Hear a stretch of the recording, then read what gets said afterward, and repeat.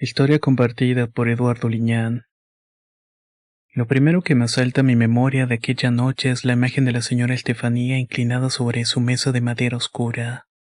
Murmuraba en un tono de reposo y gutural que solo podía describirse como un conjuro prohibido. Hasta ese momento la brujería para mí era solamente una fábula, algo relegado a películas o historias turbias que uno encuentra en foros clandestinos de internet.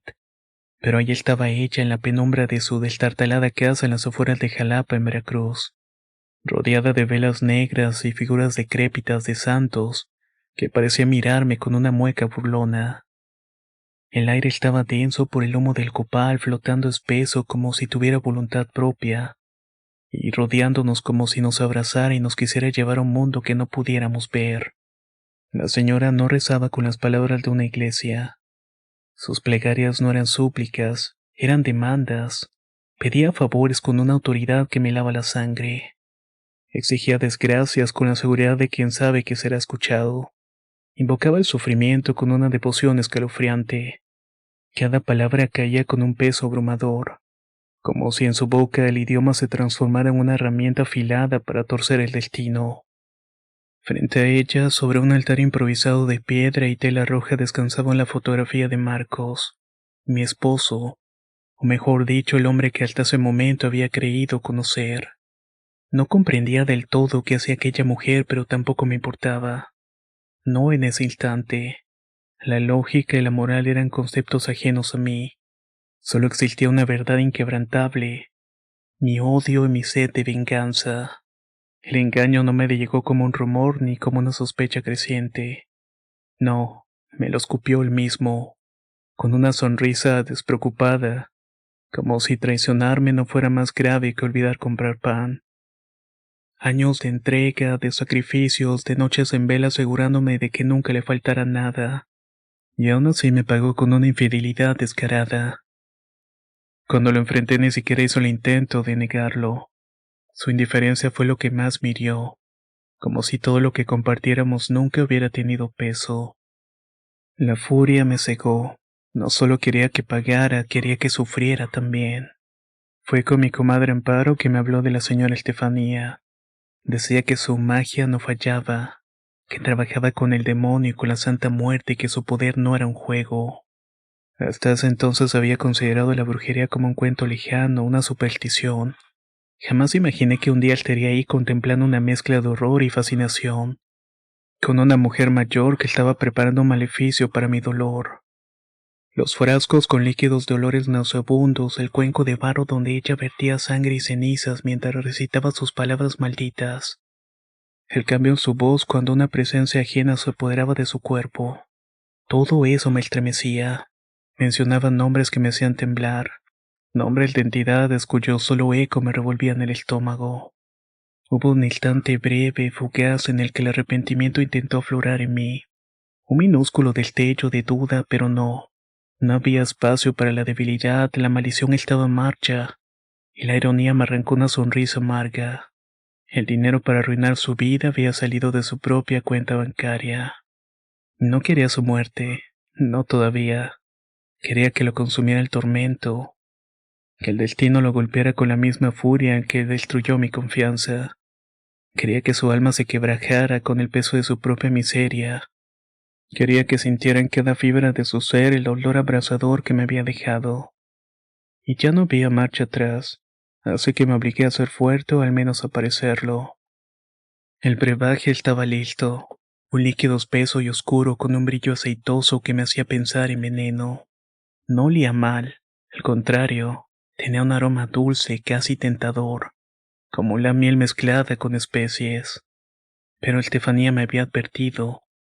No era el sabor lo que debía preocuparme, sino lo que se arrastraba en su interior. Algo muy malo, algo que de solamente probarlo provocaría las peores consecuencias. Solo unas gotas, me dijo, con una sonrisa desdentada. Que lo beban y los demonios harán el resto. Cuando logres tu cometido regresa para que podamos hablar del precio a pagar. Por ahora solamente haz lo que te digo.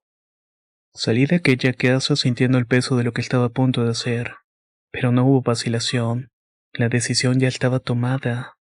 Hacer que mi aún marido lo bebiera fue fácil, demasiado fácil. Esperé la ocasión perfecta en una cena en la cual él, sin el menor remordimiento posible, intentó actuar como si nada pasara, como si yo no supiera, como si el matrimonio que habíamos construido durante años no fuera más que un simple juego para él. Era cínico y en su cinismo llevaría el precio de su mentira. Preparé su trago favorito, un vaso de whisky con 2 hielos. Antes de dárselo vertí 3 gotas del brebaje en el licor. Se mezcló sin dejar rastro como si el mal supiera esconderse hasta el momento exacto de atacar. Él lo bebió de un solo trago. Las primeras noches no noté nada. Pensé que tal vez Estefanía me había mentido, que había sido una tonta por creer en cosas que no entendía. Pero luego comenzó. Los murmullos. Al principio lo veía despertar en la madrugada con los ojos desorbitados. Miraba los rincones oscuros de la habitación. Juraba que había alguien ahí hablándole en el oído. ¿No los escuchas?, me preguntaba con la voz temblorosa. Negué con fingida preocupación, pero dentro de mí una sombra de satisfacción crecía. Luego vinieron las sombras. Matías decía que lo seguían a todas partes, que en los reflejos del espejo no veía su rostro sino figuras deformes, con bocas retorcidas y muecas de oídos. No dormía, no comía. Su piel se tornó pálida y marchita. Bajó de peso de una manera drástica y sus ojos hundidos en negras ojeras. Eran productos no solamente del estrés y el miedo, sino también de lo que le estaba dando, el veneno que cada día surtía efecto para atormentar su mente. Intentó pedir ayuda, pero los médicos solo le diagnosticaron paranoia, ansiedad extrema o estrés. Pero yo sabía que no era estrés, era la condena por haberme engañado. La brujería estaba surtiendo efecto. Lo vi quebrarse poco a poco. Las alucinaciones se hicieron más violentas. Se arañaba la piel y decía que algo se metía dentro de él como gusanos que le corrían por dentro. Muchas veces se abrió la piel con un cuchillo, tratando de sacarse algo inexistente. Sentía satisfacción pero coraje al mismo tiempo por manchar el piso con su sangre. Lloraba en las madrugadas, hablaba solo, se encerraba en el baño con la luz apagada durante horas. Y luego una noche lo encontré en la sala con el cuerpo cubierto de cortes superficiales. Quieren entrar en mí, murmuraba. No me dejan en paz. Llamé a emergencias con la mejor actuación de mi vida. Dije que había intentado lastimarse y que temía por su seguridad. Su familia lo terminó internando en una institución psiquiátrica. Así terminó su vida sin terminar de morir. Los demonios aseguraron de que su castigo fuera lento. Su mente se desmoronó por completo, hasta quedar reducido a un cascarón de lo que alguna vez fue. Murió en vida y yo lo observé todo. Ya solamente quedaba ella. Dariela, mi mejor amiga, la mujer en la que confié más que nadie, la que estuvo en mi casa abrazando a mis hijos, compartiendo mis secretos, y al mismo tiempo se revolcaba en la cama con mi esposo. No podía matarla de la misma manera. No, quería que su castigo fuera distinto, más profundo. Con Matías había sido la locura, la lenta destrucción de su mente. Con ella quería que el dolor fuera físico. Quería que su cuerpo se consumiera y que la enfermedad la devorara. Que cada célula de su ser se pudiera por dentro. Pero tenía que ser inteligente. No podía simplemente darle el brebaje. No confiaba en mí como Matías lo había hecho. Así que tuve que ser paciente. Me acerqué con ella con la amabilidad de siempre. Le hablé con la misma dulzura de antes, como si fuera una amiga preocupada por su bienestar. Le dije que Matías estaba mal y que lo habían internado y que necesitaba apoyo.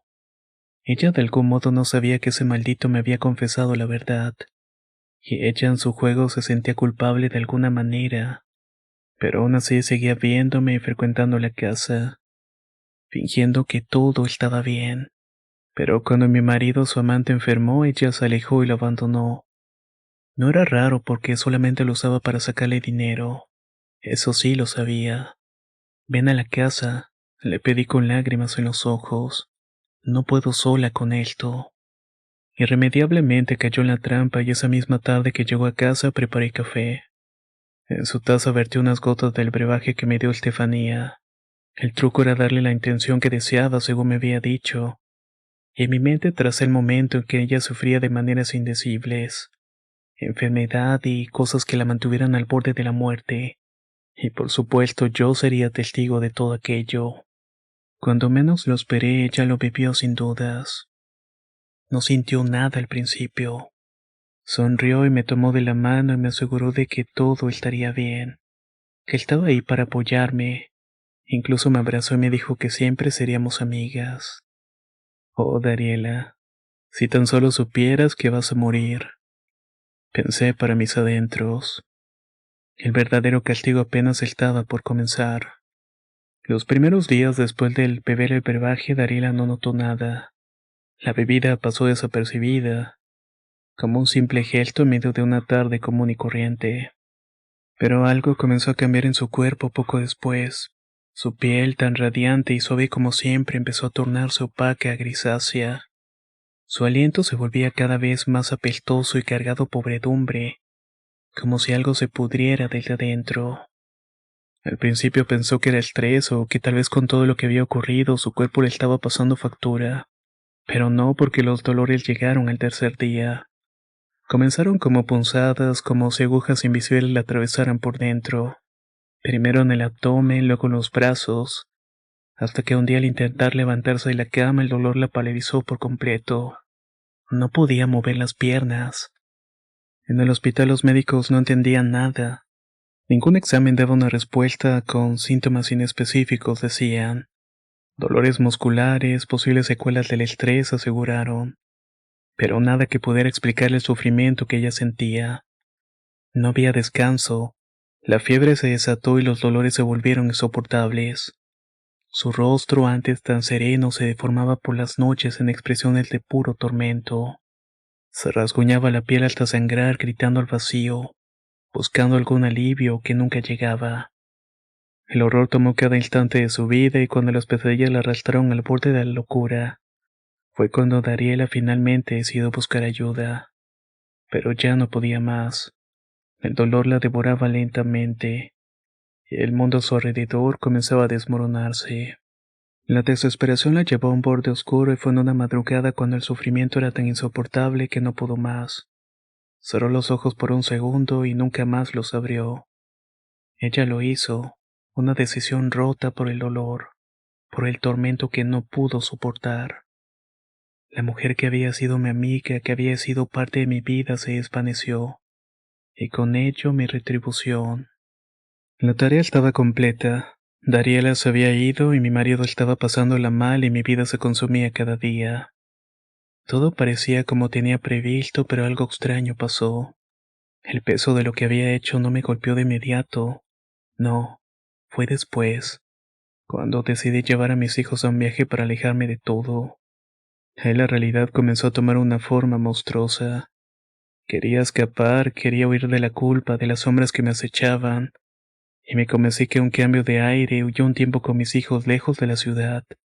Quería huir de la culpa, escapar de las sombras que me estaban acechando, y me convencí que un cambio de aire y un tiempo con mis hijos lejos de la ciudad podrían ayudarme. Tomamos un tren a San Luis, a Real de 14, donde la brisa fresca se respiraba como si fuera algo nuevo. Parecía que todo se estabilizaba y al principio la idea de ser madre sin esa carga oscura me tranquilizó, pero esa paz solamente fue momentánea. Mi hijo menor Francisco comenzó a enfermarse sin explicación, primero con una fiebre extraña y luego con manchas rojas que aparecían por todo su cuerpo, como si algo fuera a brotar desde su piel. Su rostro, una vez lleno de vida, comenzó a desmoronarse y cada noche se quejaba de dolores insoportables en los huesos. Nadie en la precaria clínica del pueblo sabía qué hacer. Los médicos que consulté tampoco tenían respuestas. El niño comenzó a perder peso rápidamente y su cuerpo parecía consumirse. El mal presentimiento, esa sensación incómoda de que había ignorado, me atacó como un golpe al corazón. Sabía que algo estaba mal, algo no estaba bien y los demonios de mi propio horror se habían desatado. Desesperada decidí volver a Veracruz. El viaje fue largo y una tormenta nos alcanzó en el camino. Todo eso pareció una advertencia del destino. Cuando llegué a la casa de Estefanía ya era demasiado tarde. La bruja me miró con aquellos ojos penetrantes y antes de que pudiera decir palabra alguna, ella ya sabía y me dijo casi como si nada le importara. Lo que pediste, hija, se cobra, y se ha cobrado. Por eso te dije que vinieras después de tu brujería, porque el espíritu del mal no aguarda. Eres una tonta, debiste haber venido cuando te lo indiqué. Su voz sonó más grave que nunca, como si las sombras que la rodeaban estuvieran tomando control de cada sílaba. La miré horrorizada. Sabía lo que quería decir, pero no podía aceptarlo. ¿Qué está pasando con mi hijo? Musité con la garganta apretada y la voz quebrada. El precio ya está pagado, dijo con una calma aterradora. El mal que invocaste no te va a dejar ir y se lo va a llevar. El mal débil, el más puro, el pequeño. Lo que le pediste a las sombras, ellas lo cobrarán con él. Es el niño quien sufrirá las consecuencias de tus deseos. El horror se estrelló contra mi rostro como una ola helada. El sufrimiento que había causado a tantos, el daño que había arrastrado con mis manos, ahora estaba cayendo sobre mi hijo que no tenía culpa de nada. Me caí de rodillas con el cuerpo temblando y un llanto sin fin brotó de mi garganta. Un llanto ahogado y un llanto que nacía de una culpa insoportable. El preso de la venganza no solo me había despojado de mi alma, sino que ahora amenazaba con arrancarme lo que más amaba. Es demasiado tarde, dijo la bruja. Corrí de vuelta a mi casa con mi hijo en brazos con la desesperación clavada en cada fibra de mi ser. No importaba que Estefanía hubiera dicho que era demasiado tarde. No importaba que las sombras ya hubieran decidido su destino. Me aferré a la esperanza como una necia, creyendo que se suplicaba lo suficiente, si me arrastraba lo suficiente, se renunciaba a todo lo que tenía, los dioses oscuros tendrían piedad. Pero los demonios no conocen la piedad. Llevé a mi hijo con médicos, con curanderos, con sacerdotes. Lo sumergieron en aguas benditas, lo hicieron beber infusiones de hierbas sagradas. Le rezaron oraciones en lenguas antiguas. Nada funcionó. Él se consumía cada día más. Las noches eran un tormento. Gritaba en la oscuridad retorciéndose de dolor en la cama. Decía que lo jalaban y que le hablaban al oído y que querían llevarlo con ellos. Yo no dormía y no comía. Solo lo observaba intentando mantenerlo con vida con el peso de mi amor y mi arrepentimiento. Pero el destino ya estaba escrito. La última noche su respiración era apenas un hilo frágil, un murmullo de vida a punto de extinguirse. Lo soltuve en mis brazos, meciéndole como cuando era un bebé, susurrándole promesas que sabía que no podía cumplirle. Te vas a mejorar, te lo juro. Mamá va a encontrar una manera. Él me miró con sus ojos gastados, su piel pálida, su cuerpecito débil. Y entonces, en un último suspiro, me dijo algo que me arrancó el alma. No es tu culpa. El niño exhaló su último aliento y yo no lloré al instante. No grité y no supliqué. Solo me quedé ahí con su cuerpo inerte en mis brazos, sintiendo cómo el frío comenzaba a apoderarse de él. Luego de enterrarlo, el arrepentimiento se volvió mi sombra. Nunca pude volver a mirar a mis otros hijos sin sentir una punzada de miedo. Nunca pude dormir sin escuchar su voz en mi cabeza. Nunca volví a estar en paz. Pero había algo más. Algo me atormentaba todavía más que la culpa. Una parte de mí estaba satisfecha. Y aunque la venganza me costó lo que más amaba, aunque mi corazón quedó reducido a cenizas, no podía negar la verdad. Lo volvería a hacer.